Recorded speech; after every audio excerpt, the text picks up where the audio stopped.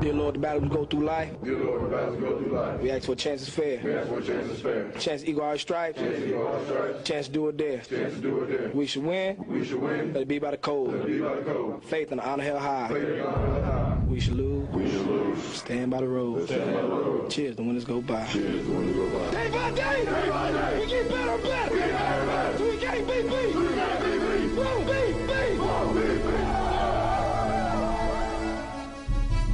This is where we hold them.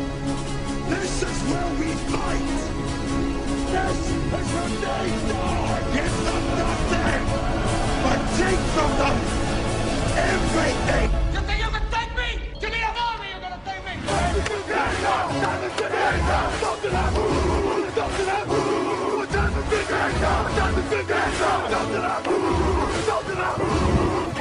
Where it at? Where it at? Yeah! Oh, good try, Bird!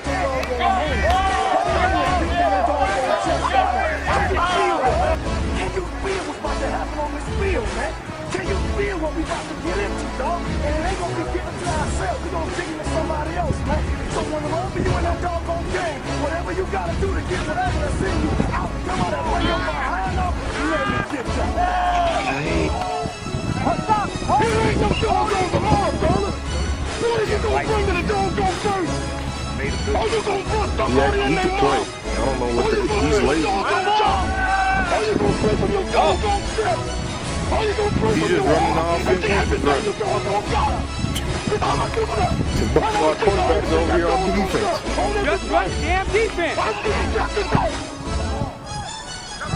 If I want it, I'm gon' have it. Regardless if it's handed to me or I gotta grab it. Don't make that out of yourself trying to stop me. I'm cocky, raps rocky, you sloppy. You know that I'm 8 levels above you. That I plug you, that I never heard of you. It's ugly. I'm the wrong one to provoke the random. It's only gonna leave you smoke. So the only thing left now is toast for these cowards. I got no friends.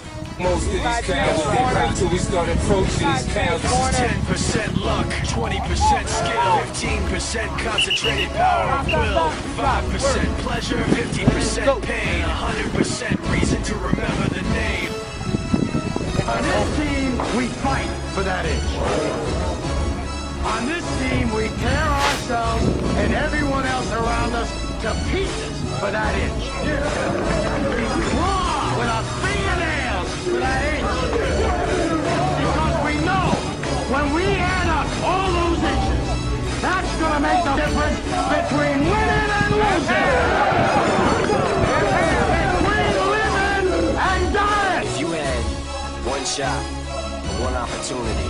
Thank you for meeting me. Thank you for giving me a chance to, be able to come here and work with George.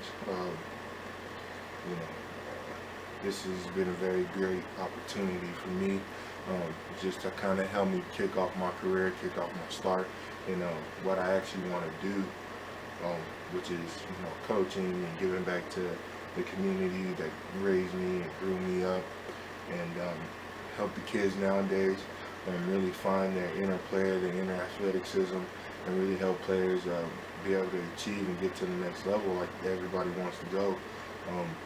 And really give them a chance to, share my knowledge with them, and trying to watch them grow as they continue with their career path. Basically, just a little bit about my story. Came here back in '05. I was one of those. I was one of the little freshmen, and I swung freshman in JV, and there was really a lot of problems. I really wasn't, that athletic guy or that guy. I was just that wide receiver. I was one of the best wide receiver freshman guys out there who was capable of playing wide receiver for JV and varsity and freshman, the freshman team. And so at the time we didn't have a quarterback, so I had to switch to quarterback, and I really wasn't that good at it. So after the end of the season, I went to the head varsity coach and I asked, hey, how can I play on the varsity squad? I had waited there for 15 minutes while he faked like he was on the phone, and I kind of went home waiting because it's time to get home. Mom said get home, so you got to get home. So I go home and my mom hands me her phone saying, listen to this voice message. So I pick it up, press 1 to replay it, and then it's Coach Finesilver. And he says, hey, Miss Tillman, this is Coach Finesilver, head varsity football coach at George Washington High School. Your son came up to me today and basically asked me how can he play on my varsity squad. Well, the reality is he'll never play on my varsity squad, even when he's a senior. He's not good enough, he's not strong enough, he's not big enough. He just doesn't have the athleticism, and he's not a football player. And so he should probably try to pick up a different hobby, because sports isn't it. He should probably stick to school. If you got any questions, give me a call, and I'll look to hear from you soon. So, kind of thinking, and the moment he said that stuff, and said I wasn't a scholarship player or a D1 athlete, ever since that day, my goal has been to be better, prove everyone wrong. And so that's how I kind of was raised and grown up. And at the time, coaches really like the favoritism. They really like favoritism of certain people, and that's just not something that you should be doing as a coach. And so I kind of want to develop everyone is what my main goal was. I basically decided to, intern at George. I was looking to go do a couple of other things, like go to Oklahoma and try to, follow and do an internship with OKC. That plan kind of fell through for different reasons. Some other plans I had also fell through, as far as, working with NFL teams, but I talked to one of my old coaches, Bill Jones, and he said, hey, we got a football team over here and we could really use your help. And so, I was like, well, okay, that's cool. I could go ahead and do that. So I went ahead, went with it, came to George. Plus, it's one of the schools that I went to, and I want to help them get better. And once I found out they were 1-9, it's just kind of sealed the deal for what I want to do and who I really want to help. God put us on this planet to help each other, so a team that's 1-9 needs all the help that they can get. So I'm there to be there to help them and help whoever else who needed it. It was kind of more of not just helping out George, but helping any kids at any school, basically, and try to get around to other schools and help them and get them to work out and watch them grow over the summer.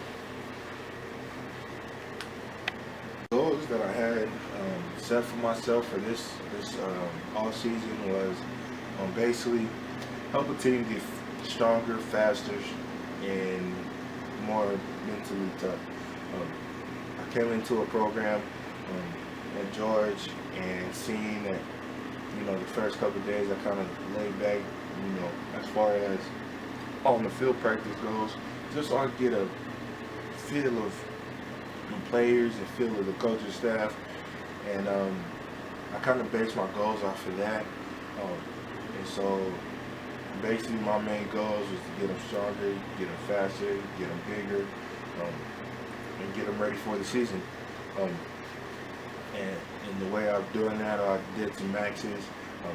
I do want to say that I had help with the lifting program that I put together from Coach Tom, from Greenville College. So that, and then Coach Char, her on the track field work really helped them, and I want to thank those guys mostly, because if it wasn't for them, I probably wouldn't have known what to put together. Same go for Josh. Josh helped me out a lot too. Yes, he's a hammer thrower who I did track and field with, and he helped me out as well, putting together the workout programs, and I feel me, not only myself but the coaches and the students really definitely benefited from it. They really liked it. They really enjoyed it. We had a great time, and the goals in my eyes, are accomplished. And the real test actually comes coming up in a week, next week, when they play their first game against Lincoln.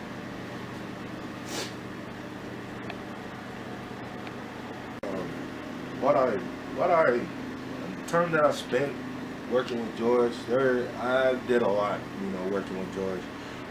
A lot of issues,